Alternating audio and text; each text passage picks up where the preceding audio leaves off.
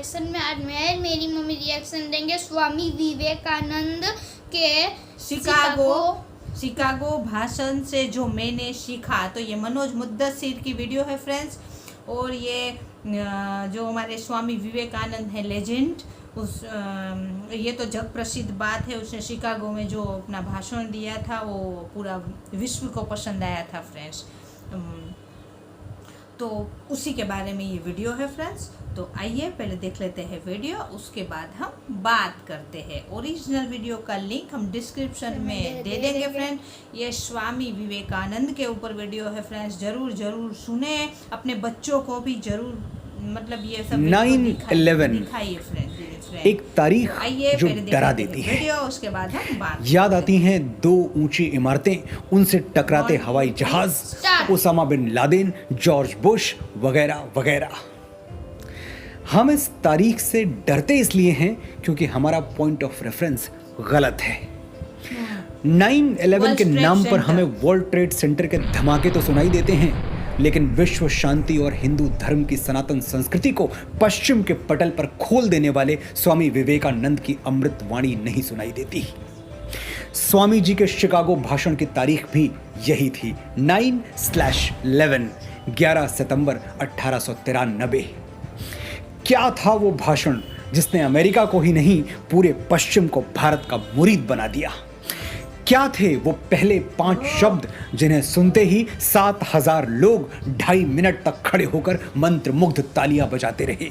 और क्या सीखा हमने शिकागो के उस स्पीच से जिसे दुनिया के सर्वश्रेष्ठ व्याख्यानों में से एक गिना जाता है?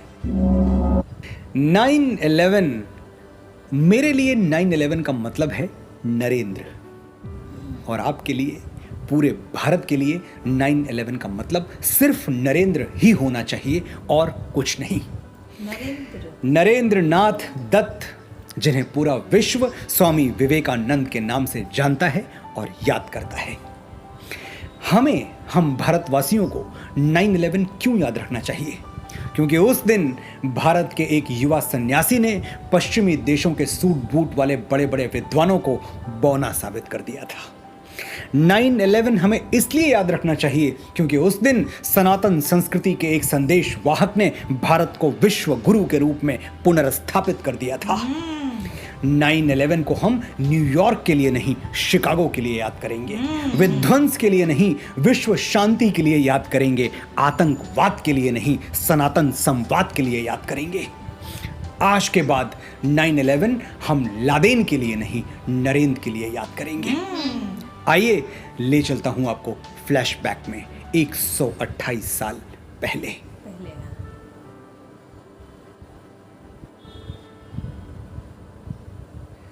तारीख 11 सितंबर 1893। जगह लेक मिशिगन के तट पर बसा हुआ अमेरिका का सबसे घनी आबादी वाला शहर शिकागो। अवसर विश्व धर्म संसद। पात्र पूरी दुनिया से आए हुए अलग अलग धर्मों के प्रतिनिधि और भारत का एक युवा तपस्वी स्वामी विवेकानंद। मौका तो था धर्म पर विचार विमर्श का, लेकिन दूसरों को छोटा और खुद को बड़ा समझने वाली पश्चिमी संस्कृति सैकड़ों विद्वानों के बीच बैठे हुए विवेकानंद का मजाक उड़ा रही थी। उनके कपड़े सूट बूट वाले विद्वानों से मेल नहीं खा रहे थे, कदकाठी भी कोई खास नहीं थी। उनके मस्तक पर ज्ञान का तेज तो था, लेकिन अहंकार नहीं। भारत को तीसरी दुनिया मानने वाले, सपेरों का देश कहने वाले मन ही मन स्वामी जी पर हंस रहे थे। बड़ी बड़ी बातें करता है भारत, विश्व की प्राचीनतम सभ्यता कहता है खुद को। बात बात पर उपनिषद और वेद खोल के बैठ जाता है, लेकिन जहां बात मुकाबले की आई, पीछे हट गया। एक लकड़ी का सिपाही जंग लड़ने भेज दिया। ये तो हमारे तर्क की पैनी तलवार का एक वार भी नहीं सह पाएगा, चटक जाएगा। स्वामी जी सभा में निश्चिंत बैठे रहे और अलग अलग देशों के अलग अलग धर्मों के विद्वानों को एकाग्र होकर सुनते रहे। लोग अलग थे, धर्म अलग थे, लेकिन दावा सबका एक ही था, मेरे धर्म जैसा कोई धर्म नहीं, मेरे सिद्धांत जैसा कोई सिद्धांत नहीं, और मेरे वंश जैसा कोई वंश नहीं। थोड़ी देर बाद विश्व धर्म संसद में स्वामी विवेकानंद का नाम पुकारा गया और वो अपनी जगह से उठकर मंच की ओर बढ़ने लगे। तब स्वामी विवेकानंद की उम्र थी सिर्फ 30 साल। 30 बरस का ज्योतिपुंज था, ज्ञान पुष्प का सुरभि कुंज था। मस्तक पर अरुणिम वो रेखा, चकित रह गया जिसने देखा। शब्द सुदर्शन धारी था वो, देवदूत अवतारी था वो। स्वामी जी मंच की ओर अकेले चल के नहीं आए, उनके साथ भारत की सनातन संस्कृति और लाखों वर्षों का इतिहास भी मंच तक आ पहुंचा। और अब पूरा विश्व सुनना चाहता था कि भारत क्या कहेगा। जहां इतने बड़े बड़े धर्म योद्धा बोल चुके हैं, वहां ये भगवाधारी लड़का सनातन धर्म की श्रेष्ठता कैसे सिद्ध करेगा। स्वामी विवेकानंद माइक तक पहुंचे तो, लेकिन कुछ बोले नहीं। लोगों की उत्सुकता बढ़ने लगी। सभा में हलचल सी मच गई कि स्वामी जी कुछ कह क्यों नहीं रहे।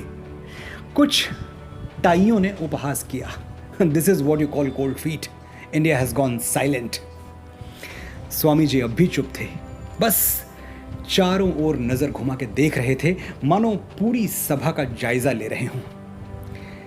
कुछ पल और गुजर गए, फिर स्वामी जी बोले।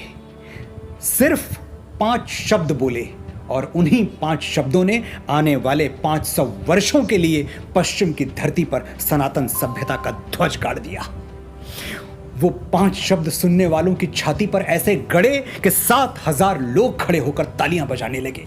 वो 5 शब्द पूरी दुनिया के लिए विश्व बंधुत्व का संदेश बनकर गूंज उठे और आज तक गूंज रहे हैं। शिकागो की धर्म संसद में स्वामी विवेकानंद के पहले 5 शब्द थे, ध्यान से सुनिएगा। Sisters and brothers of America.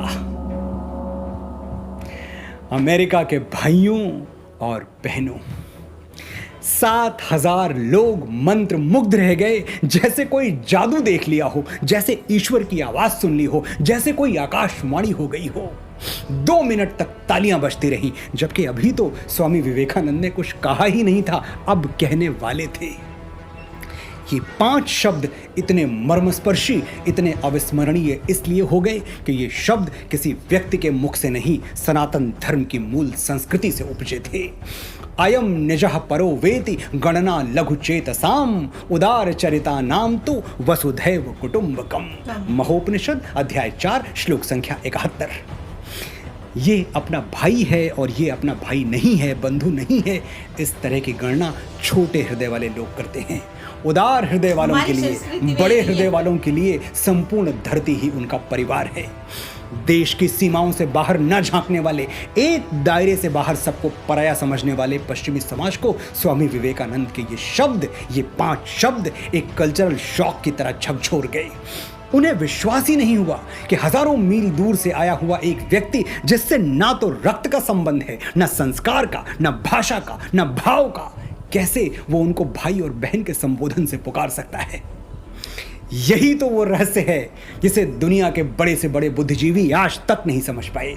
कैसे हम भारतवासी परायों को अपना बना लेते हैं, मनुष्य मात्र में भेदभाव नहीं करते, चमड़ी के रंग से किसी को छोटा या बड़ा नहीं समझते, और कैसे हमारे यहाँ ब्लैक लाइव्स मैटर वाले प्लैकार्ड दिखाकर इंसानी जिंदगी की कीमत याद नहीं दिलानी पड़ती। वसुधैव कुटुंबकम हमारी संस्कृति थी और रहनी चाहिए। हमारे लिए विश्व का हर व्यक्ति वही है जो स्वामी विवेकानंद ने उस दिन कह दिया था, सिस्टर्स एंड ब्रदर्स। हमें पश्चिम वाले तीसरी दुनिया कहते रहें, उनकी मर्जी। हमारे लिए तो दुनिया दूसरी या तीसरी नहीं होती, सिर्फ एक होती है, और उसमें सभी सिमट आते हैं। गोरे काले, छोटे बड़े, अमीर गरीब, पशु पक्षी, पेड़ पौधे, नदियां सागर, सभी। काले गोरे का भेद नहीं, हर दिल से हमारा नाता है। कुछ और न आता हो हमको, हमें प्यार निभाना आता है। जीते हो किसी ने देश तो क्या, हमने तो दिलों को जीता है। जहां राम अभी तक है नर में, नारी में अभी तक सीता है। इतनी ममता, नदियों को भी जहां माता कह के बुलाते हैं। इतना आदर, इंसान तो क्या पत्थर भी पूजे जाते हैं। इस धरती पे मैंने जन्म लिया, ये सोच के मैं इतराता हूँ, भारत का रहने वाला हूँ, भारत की बात सुनाता हूँ। उन 5 शब्दों के बाद स्वामी विवेकानंद धारा प्रवाह हो गए। जो अगली बात कही वो क्या थी, मैं स्वामी जी को कोट करता हूँ, It fills my heart with joy unspeakable to rise in response to the warm and cordial welcome which you have given us. आपने जिस प्यार और अपने पन से हमारा स्वागत किया उसके लिए मैं आपका आभारी हूँ। इस वक्तव्य पर मैं आगे बात करूं इससे पहले ये जान लीजिए कि विश्व धर्म संसद में जिस दिन स्वामी जी बोल रहे थे उसके तकरीबन 1.5 महीने पहले वो अमेरिका आए थे और अमेरिका ने उनका स्वागत उसी घृणा से किया था जो अश्वेत लोगों के लिए उनके मन में हुआ करती थी। You black get out. 1.5 महीने तक स्वामी जी बस यही सुनते रहे, यू ब्लैक गेट आउट। लेकिन स्वामी विवेकानंद ने अपने अंदर कड़वाहट नहीं भरने दी। मैंने बताया आपको कि स्वामी जी उस दिन अकेले मंच पर नहीं आए थे, उनके साथ भारत की सनातन संस्कृति और लाखों वर्षों का इतिहास भी आया था। और भारत की संस्कृति विष पी के अमृत दान करने वाली संस्कृति है। हम महादेव शिव के वंशज हैं, जहर पीते हैं, उगलते नहीं। स्वामी जी ने 1.5 महीने अपमान का विष पिया, लेकिन होठों से जो शब्द निकले वो आभार के थे, कर्टसी के थे, ग्रेटिट्यूड के थे। उस एक पल में स्वामी जी आदिदेव नीलकंठ हो गए थे। हमें यही सीखना है कि कैसे दुनिया की कालिख हमारी आत्मा पर ना चढ़ने पाए। बुराई का जवाब बुराई से देना हमारी परंपरा नहीं है। हम सब ने वो साधु बाबा की कहानी तो जरूर सुनी होगी, जो नदी में स्नान करते हुए एक डूबते हुए बिच्छू को बचाने की कोशिश कर रहे थे। बिच्छू बार बार उनको डंक मारता और साधु बाबा बार बार उसे पानी से बाहर निकालने की कोशिश करते। किसी ने पूछा, ऐसा क्यों कर रहे हैं आप? छोड़ दीजिए बिच्छू को, डूब जाने दीजिए, आपके हाथ लहूलुहान हो चुके हैं। साधु बाबा बोले, डंक मारना बिच्छू का धर्म है और डूबते हुए को बचाना मेरा। जब वो अपना धर्म नहीं छोड़ रहा तो मैं अपना धर्म कैसे छोड़ दूं? स्वामी जी ने आगे कहा, I am proud to belong to a religion which has taught the world both tolerance and universal acceptance. मुझे गर्व है कि मैं उस महान धर्म का अनुगामी हूं जिसने पूरी दुनिया को सहनशीलता और स्वीकार भाव सिखाया है। स्वामी विवेकानंद जिस सनातन धर्म की बात कर रहे थे, आज उसी पर इंटॉलरेंस का आरोप लगाया जाता है, बगैर ये सोचे कि दूसरे धर्मों का आदर एक हिंदू अपने डीएनए में लेके पैदा होता है। 8000 साल पहले ऋग्वेद में हमारे ऋषियों ने उद्घोषणा कर दी थी, एकम सद विप्रः बहुधा वदन्ति, यानी सत्य एक है लेकिन विद्वान अपनी अपनी सोच, अपनी अपनी समझ के अनुसार उसकी अलग अलग परिभाषाएं, अलग अलग व्याख्याएं देते रहते हैं। ये है यूनिवर्सल एक्सेप्टेंस। मेरा धर्म भी सही है, तुम्हारा भी, मेरा रास्ता भी सही है, तुम्हारा भी। मेरे सही होने के लिए तुम्हारा गलत होना जरूरी नहीं है दोस्त। मदिरालय जाने को घर से चलता है पीने वाला, किस पथ से जाऊं असमंजस में है वो भोला भाला। अलग अलग पथ बतलाते सब, पर मैं ये बतलाता हूं, राह पकड़ तू एक चला चल, पा जाएगा मधुशाला। दुनिया के सभी रास्ते एक ही गंतव्य की ओर जा रहे हैं, एक ही मधुशाला की ओर जा रहे हैं। फिर इस बात पर क्या झगड़ना कि मेरे और तुम्हारे रास्ते अलग क्यों हैं। I am proud to belong to a religion which has taught the world both tolerance and universal acceptance. Swami ji की बोली हुई ये एक लाइन दुनिया के 4000 से भी ज्यादा धर्मों को एक लाइन में खड़ा करने के लिए पर्याप्त है। अगली सुबह अमेरिकी अखबारों के पन्ने स्वामी विवेकानंद के यशगान से भरे पड़े थे। द न्यूयॉर्क हेराल्ड ने लिखा, विश्व धर्म संसद में स्वामी विवेकानंद सबसे महान वक्ता थे।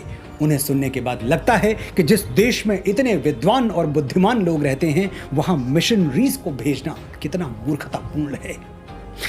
द न्यूयॉर्क क्रिटिक ने लिखा, कई विद्वानों का भाषण बहुत अच्छा था लेकिन एक हिंदू साधु के ओज के आगे कोई टिक नहीं पाया। रंग और जंग से खुद को सर्वश्रेष्ठ मानने वाले दुनिया के अनेक देश उस दिन समझ गए कि भारत की मेधा और उसके सनातन ज्ञान का सामना दुनिया कभी नहीं कर सकती। वो तो मान गए लेकिन शायद हम अब तक नहीं मान पाए। हम आज भी उसी को अच्छा मानते हैं जो इंपोर्ट होके आया हो, चाहे वो कोई वस्तु हो या विचार। मैं फिर आपसे वही आग्रह करूंगा जो बार बार करता आया हूं, अपने हीरोज आंखें खोल के चुनिए। स्वामी विवेकानंद आपके हीरो होने चाहिए, क्योंकि आपके हीरोज के हीरो भी वही हैं। सुभाष चंद्र बोस ने कहा था, अगर स्वामी विवेकानंद जीवित होते तो आज मैं उनके चरणों में बैठा होता। गुरुदेव श्री रविन्द्रनाथ टैगोर कहते थे, यदि भारत को जानना है तो स्वामी विवेकानंद को पढ़ो। महात्मा गांधी ने कहा था, स्वामी विवेकानंद को पढ़ने के बाद भारत के प्रति मेरी भक्ति 1000 गुना बढ़ गई। भगिनी निवेदिता स्वामी विवेकानंद को कंडेंस्ड इंडिया, संघनित भारत कहती थी, यानी भारत का आकाश भर विस्तार अकेले स्वामी विवेकानंद में सिमट आया है। और अगर आपको लगता है कि स्वामी जी का योगदान सिर्फ हिंदू धर्म में है, राष्ट्र धर्म में नहीं, तो थोड़ा और गहरे उतरिए। पढ़िए वो लिटरेचर जहां अंग्रेज़ों ने खुद लिखा है कि 1897 के बाद उन्होंने ब्रिटिश सरकार के खिलाफ क्रांति करने वाले जितने भी सेनानियों को पकड़ा, उनमें से अधिकांश के पास स्वामी जी की फोटो या उनसे संबंधित कोई न कोई साहित्य, कोई न कोई लिटरेचर ज़रूर मिलता था। फिर भी अगर आप इस जिद पर हैं कि जब तक कोई 7 समंदर पार से अप्रूवल का स्टैंप न लगा दे तब तक आप किसी को हीरो नहीं मानेंगे, तो महान अमेरिकी स्कॉलर जॉन हेनरी राइट को पढ़ लीजिए। उन्होंने साफ लिखा है, एक अकेले स्वामी विवेकानंद का ज्ञान हमारे सभी अमेरिकी प्रोफेसरों के ज्ञान के कुल जोड़ से अधिक है, more than the sum total of all the knowledge American professors have. हमें समझना है सबको अपना लेने वाली, समाहित कर लेने वाली हमारी सोच को समझना है, हिंदू परंपरा को समझना है, सनातन धर्म को समझना है, सच्चे भारत को समझना है। तो इस देव पूजित धरा को विवेकानंद की आंखों से देखिए।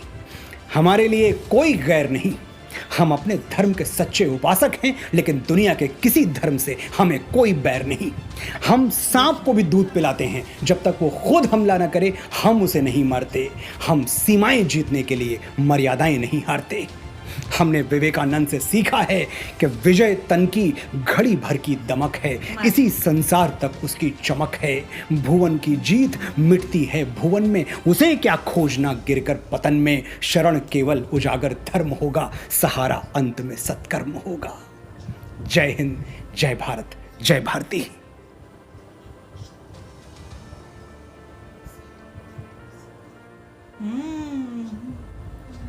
जय हिंद, जय हिंद, जय भारत, जय भारत, जय भारती। जय भारती। वीडियो हाँ फ्रेंड्स, तो क्या बोले वीडियो के बारे में? ताला लग गया है। इतना हमारा कद नहीं है फ्रेंड्स कि न हमारी इतना ज्ञान है, न हमारी इतनी बुद्धि है कि हम स्वामी विवेकानंद पे रिव्यू करें फ्रेंड्स। वो बहुत ऊंचे इंसान थे फ्रेंड्स, और क्या बोले उसके बारे में कुछ, ये वीडियो देख के तो हम मंत्र मुक्त हो गए हैं फ्रेंड्स।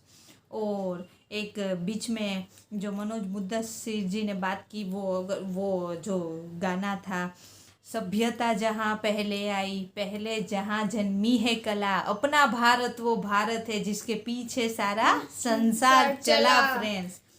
तो हमारे और ये जो बात है आज हर सब लोग यही बात कुछ बोलने से पहले मतलब बोलते हैं भाइयों और बहनों, तो वो हमारे स्वामी विवेकानंद जी से शुरू हुआ है फ्रेंड। उसने अमेरिका में जाके, जिस अमेरिका ने उसका 1 ही महीने पहले इतना अपमान किया था, उसको जो पहली बार वो संबोधित कर रहे थे, हमारे सनातन धर्म को, हमारे हिंदुस्तानी संस्कृति को उधर वो रिप्रेजेंट कर रहे थे, तो उसे सबसे पहले बोला ब्रदर एंड सिस्टर्स फ्रेंड। तो ऐसी हमारी संस्कृति है, हमारे इंडिया की, हमारे हिंदुस्तान की, और हमारी सनातन संस्कृति ऐसी है फ्रेंड्स। तो पहले तो हम ऐसे महान लेजेंड, महान व्यक्ति पर हम रिव्यू दे सके, न हमारी इतनी ताकत है फ्रेंड, न हमारा इतना बड़ा कद है फ्रेंड्स कि हम इस पे हम रिव्यू दे सके। इसकी चरणों की हम लोग तो धूल है फ्रेंड्स। और इसके बारे में हम क्या बोले फ्रेंड्स। और एक बात तो स्वामी विवेकानंद जी की हमें भी याद है फ्रेंड्स, हम जब पढ़ते थे तब मतलब ये बातें ये आता था कि स्वामी विवेकानंद जी का एक किस्सा बहुत, वो जब पढ़ते थे तो उसने उसके जो मास्टर थे यानी सर उसको बोला कि मतलब अंधेरे का कोई अस्तित्व है। बोले हाँ, अंधेरा तो है ही ना, अंधेरा का अस्तित्व तो है। तो बोले अंधेरा का कोई अस्तित्व नहीं है, अंधेरा तब आता है जब उजाला कम हो जाता है, यानी प्रकाश कम हो जाता है तब अंधेरा आता है, यानी अस्तित्व प्रकाश का है, अंधेरे का नहीं है फ्रेंड्स। इसी तरह बोले कि वो शैतान का कोई अस्तित्व नहीं है, क्योंकि शैतान तब आता है जब अच्छाई कम हो जाती है। तो अस्तित्व अच्छाई की है, बुराई की कोई अस्तित्व नहीं है। तो जब तक आप अच्छे काम करते रहोगे, आप में अच्छाई रहेगी, आप पर कोई शैतान हावी नहीं हो सकता, आप पे कोई बुराई हावी नहीं हो सकती फ्रेंड्स। तो ये बात तो हमको बचपन में स्वामी विवेकानंद जी की पढ़ने में आती थी फ्रेंड, और बहुत अच्छी लगती थी। जो इतने सबसे पहले तो हम हमारी संस्कृति, सनातन संस्कृति को कोटि कोटि नमन करते हैं फ्रेंड। फिर हमारे ये स्वामी विवेकानंद जी को कोटि कोटि नमन करते हैं, और सबसे पहले और सबसे ऊपर हमारी धरती, हमारी भारत माता को कोटि कोटि नमन, जहाँ ऐसे लेजेंड हुए हैं फ्रेंड्स। और स्वामी विवेकानंद जी को तो के बारे में हम जितना भी बोले कम है फ्रेंड, लेकिन वही मैं बोली ना, न हमारा कद है, न हमारे में इतनी मतलब ताकत है कि हम ताकत नहीं, जैसे न हमारा इतना कद नहीं है कि हम इसके ऊपर रिव्यू कुछ और बोल सके फ्रेंड्स। तो हमको तो ये वीडियो बहुत अच्छी लगी, और मेरा नहीं फ्रेंड्स, ओरिजिनल वीडियो का लिंक मैं डिस्क्रिप्शन में दे दूँगी फ्रेंड्स। आप ओरिजिनल वीडियो ज़रूर देखें। अगर आप बड़े हो, बच्चे हो तो बहुत अच्छा है, बच्चों को ऐसे देखना ही चाहिए। और अगर आप बड़े भी हो फ्रेंड्स तो भी ये आपको जीवन में दिशा दिखाने के लिए बहुत काम करेगा फ्रेंड्स। देखो आज बाबू को भी मैं इसमें बिठाई हूँ ज़बरदस्ती, उसके ऑनलाइन क्लास चालू थे, फिर भी बोला नहीं इस वीडियो में तू बैठ, इस पे जीवन की बड़ी बड़ी सीखें मिलती है फ्रेंड्स। और स्वामी विवेकानंद तो मतलब लेजेंड, अगर लेजेंड से भी कुछ बढ़ के है तो वो है हमारे लिए, हमारे आदर्श है फ्रेंड्स। और हमारे जी श्री नरेंद्र दामोदर दास मोदी, उसके मुँह से हमने अक्सर तारीफ़ें सुनी हैं, और इसके वो आइडल है फ्रेंड्स। और आज मेरे को ये पता चला कि हमारे स्वामी विवेकानंद जी का नाम नरेंद्र था। तो और हमको बहुत गर्व है फ्रेंड्स हमारे स्वामी विवेकानंद जी के ऊपर फ्रेंड्स। और आपको ये वीडियो अच्छा लगा हो तो लाइक करना, सब्सक्राइब जरूर करना फ्रेंड्स। और अगर आपको कोई रिएक्शन करना है तो आप कमेंट्स कर सकते हो। और मैं स्वामी विवेकानंद तो हर हिंदुस्तानी क्या, इसमें तो बाहर के भी जो है उसके आइडल है हमारे स्वामी विवेकानंद फ्रेंड्स। तो आपको अच्छा लगे तो आप लाइक ज़रूर करें फ्रेंड्स। और मैं बार बार ये बोलूँगी, मेरा वीडियो आप देखें कि नहीं देखें, लेकिन ओरिजिनल वीडियो को आप ज़रूर देखें फ्रेंड्स। ऐसे वीडियो हमको देखने चाहिए। और अब मिलते हैं नेक्स्ट रिएक्शन में। बाय बाय, जय हिंद, वंदे मातरम, बाय बाय।